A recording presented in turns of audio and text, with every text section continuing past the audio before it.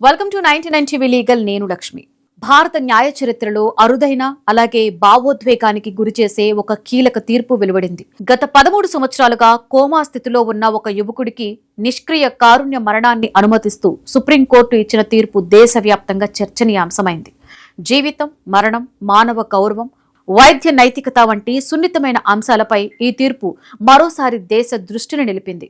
32 సంవత్సరాల వయసున్న హరీష్ రాణా అనే యువకుడు 13 సంవత్సరాలుగా అపస్మారక స్థితిలో ఉన్నాడు. అతని పరిస్థితి మెరుగుపడే అవకాశం లేదని వైద్య నిపుణులు స్పష్టం చేశారు. ఈ నేపథ్యంలో అతనికి కారుణ్య మరణాన్ని అనుమతిస్తూ భారత అత్యున్నత న్యాయస్థానం అయిన సుప్రీంకోర్టు సంచలనమైన తీర్పు ఇచ్చింది. కోర్టు ఆదేశాల ద్వారా ఒక వ్యక్తికి నిష్క్రియ కారుణ్య మరణం అనుమతించబడడం భారత న్యాయ చరిత్రలో బహుశా ఇదే మొదటిసారి అని న్యాయ నిపుణులు చెబుతున్నారు. ఈ కేసును విచారించిన ధర్మాసనంలో justice JB Pardiwala, justice KV Viswanathan ఉన్నారు. ఈ ఇద్దరు న్యాయమూర్తులు కేసులో ఉన్న అన్ని అంశాలను సవివరంగా పరిశీలించి వైద్య నివేదికలను అధ్యయనం చేసి కుటుంబ సభ్యుల వాదనలను కూడా వినిపించుకుని చివరకు ఈ తీర్పునిచ్చారు. ఈ తీర్పు కేవలం ఒక కుటుంబానికి సంబంధించింది మాత్రమే కాకుండా భవిష్యత్తులో ఇలాంటి కేసులకు మార్గదర్శకంగా నిలుస్తుందని న్యాయ నిపుణులు భావిస్తున్నారు.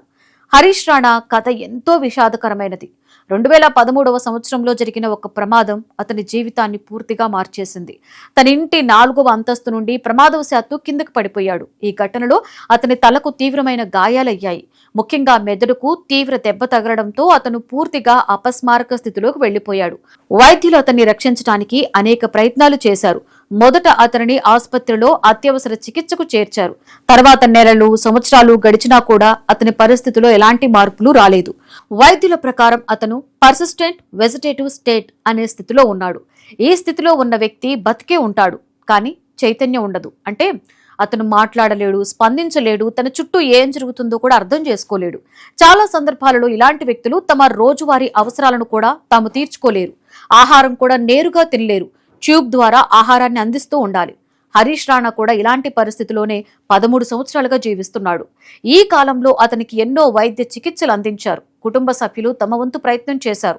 వైద్యులు కూడా అనేక విధాలుగా చికిత్సలు చేశారు. కానీ అతని ఆరోగ్య పరిస్థితిలో ఎలాంటి మెరుగుదల కనిపించలేదు. చివరికి వైద్యులు కూడా అతను కోలుకునే అవకాశం చాలా తక్కువగా ఉందని స్పష్టం చేసేశారు. ఈ పరిస్థితి కుటుంబ సభ్యులకు చాలా కష్టాన్ని కలిగించింది. ఒక తల్లిదండ్రిగా తమ కుమారుడిని ఇలాంటి స్థితిలో చూస్తూ ఉండడం వారికి ఎంతో బాధను కలిగించింది. అతను తనకు తాను ఏ పని చేసుకోలేని పరిస్థితిలో ఉండడం, ఎప్పటికీ కోలుకునే అవకాశం లేకపోవడం వంటి అంశాలను దృష్టిలో పెట్టుకుని అతని తల్లిదండ్రులు ఒక కఠినమైన నిర్ణయం తీసుకున్నారు. తమ కుమారుడికి గౌరవప్రదమైన మరణాన్ని అనుమతించాలని కోరుతూ సుప్రీంకోర్టుని ఆశ్రయించారు. వారి వాదన ఏంటంటే, తమ కుమారుడు కేవలం యంత్రాల సహాయంతో మాత్రమే జీవిస్తున్నాడు, అతనికి చైతన్యం లేదు, భవిష్యత్తులో కోలుకునే అవకాశం కూడా లేదని వైద్యులు చెబుతున్నారు. ఇలాంటి పరిస్థితుల్లో అతన్ని ఇంతకాలం జీవించి ఉన్నట్లుగా ఉంచటం కంటే గౌరవప్రదమైన మరణాన్ని అనుమతించడం మానవత్వానికి దగ్గరగా ఉంటుందని వాళ్లు కోర్టును తెలిపారు.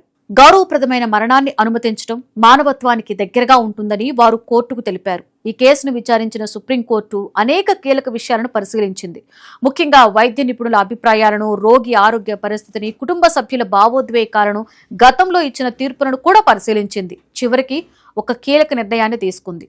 కోర్టు ఏమందంటే, ఇలాంటి కేసుల్లో రోగి మరణించడం మంచిదా చెడ్డదా అనే ప్రశ్న ముఖ్యమైనది కాదని స్పష్టం చేసింది. అసలు ప్రశ్న ఏంటంటే, జీవన సహాయక చికిత్సలను కొనసాగించడం వల్ల రోగికి ప్రయోజనం ఉందా లేదా అన్నదే ముఖ్యమని ధర్మాసనం తెలిపింది. ఒకవేళ ఆ చికిత్సల వల్ల రోగికి ప్రయోజనం లేకపోతే వాటిని కొనసాగించడం అవసరం లేదని కోర్టు అభిప్రాయపడింది. ఇంకా ఒక ముఖ్యమైన విషయాన్ని కూడా కోర్టు పేర్కొంది. క్లినికల్ విధానంలో అందించే ఆహారం కూడా వైద్య చికిత్సలో భాగమేనని పేర్కొంది. అంటే ట్యూబ్ ద్వారా అందించే ఆహారం కూడా జీవన సహాయక చికిత్సలలో ఒకటిగా పరిగణించవచ్చని తెలిపింది. ఒకవేళ వైద్య బోర్డు రోగి కోలుకునే అవకాశం లేదని నిర్ధారిస్తే అలాంటి చికిత్సలను నిలిపివేయడానికి అనుమతి ఇవ్వవచ్చని కోర్టు వెల్లడించింది.